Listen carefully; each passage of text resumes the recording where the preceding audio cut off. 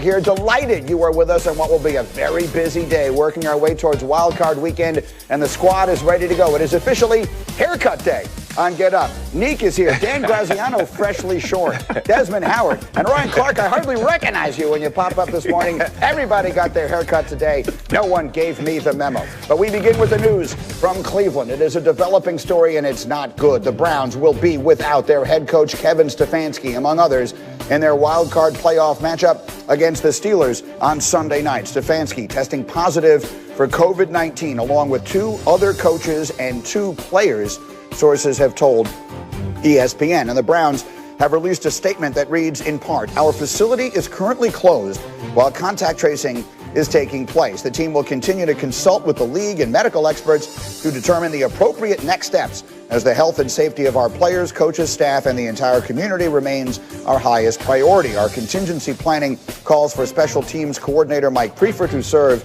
as the acting head coach." So we begin with our insider, Dan Graziano, who has been all over this story. What is the very latest the fans need to know as we look ahead to this game Sunday night? Looking ahead, they reference the contact tracing, right? Everybody who's identified as a high-risk, close contact of the people who tested positive has to be away from the facility and the team for 5 days. However, that means those people could conceivably participate in Sunday in the playoff game, because 5 days will get them back on Saturday in time for that. So assuming there are no further positive tests, it's conceivable the Browns could reopen their facility later today or tomorrow and get back to work.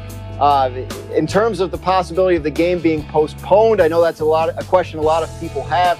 That would require a continuation of positive tests, probably multiple per day, like we saw in Baltimore in late November, when that game had to keep getting pushed back to ultimately a Wednesday. So obviously the hope is that that is not the case. So far, the contact tracing has revealed that that's probably not going to be the case, but we're going to continue to monitor the testing results today and tomorrow and Friday to make sure.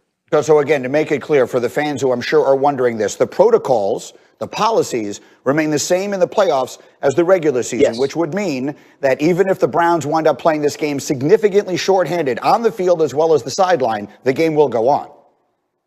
They will not postpone a game for competitive reasons, only for health and safety reasons. If they deem it unsafe for the Browns to assemble as a team, that's when they have to talk about postponement. If they're shorthanded at a position group or on the coaching staff, that's not enough to get a game postponed. Same, you're right, as in the regular season. Okay, so again, I approach everything from the standpoint of a fan, because that's all I've ever been. And all I can think of are those fans in Cleveland who have waited 18 years for the opportunity to see their team in the playoffs. And now this, I mean, it sort of breaks your heart a little tiny bit. Ryan Clark, I see you shaking your head. How would you describe the impact this has on their chances of winning the game?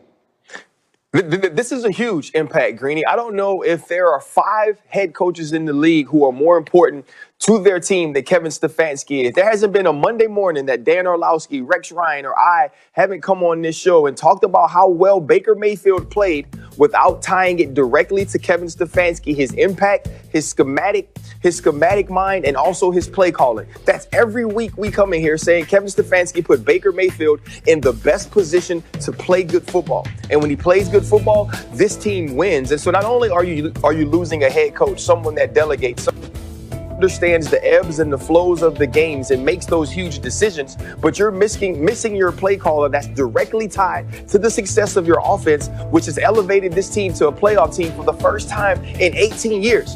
This is a huge deal. This is worth points, and the Cleveland Browns have to figure out a way to bridge that gap without having their head coach and play caller there. Absolutely. And Dominique, you were making the point this morning that this is just not something NFL teams are accustomed to having to deal with. Right. I mean, we know how to deal with having a player out, because players are out often. Having coaches out is a new thing. That just started this season, so they can't be ready for it. And I think the in-game decisions, as far as like going for it on 4th down or when we go for 2 and those types of things, like that is science mostly. Like you can put together a sheet to tell people when the right time to do those things are. But game planning and calling plays and also adjusting in game.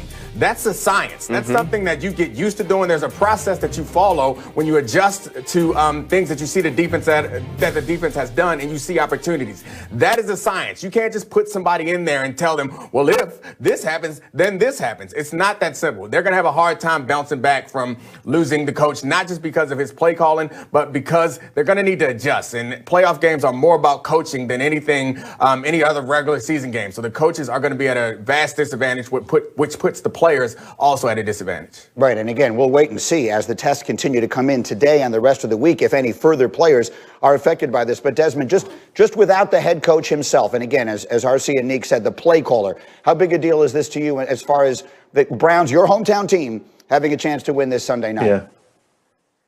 Yeah, I feel sorry for the Browns fans because they've been waiting for this for so long, and then this opportunity presents itself, and now they have this hurdle to try to overcome. And the guy said it right. When you look at your head coach's mission, let's just keep this in context. Stefanski is a guy who's on the short list for Coach of the Year. I mean, that's the type of job he's done this season. When you have that conversation, his name is in the conversation. So it lets you know just how important he is to the success of the Cleveland Browns. And then when you connect him to Baker Mayfield, this guy who we've seen struggle, and we know, okay, this might be the answer.